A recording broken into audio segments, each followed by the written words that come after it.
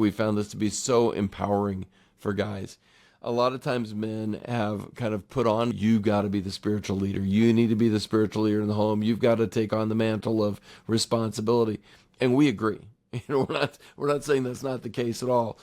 But sometimes that word leader can really hang a guy up because we don't want to look like a failure. We don't want to look like less than. We realize that our wife probably knows more of the Bible and has been a Christian longer and is more outspoken about her faith.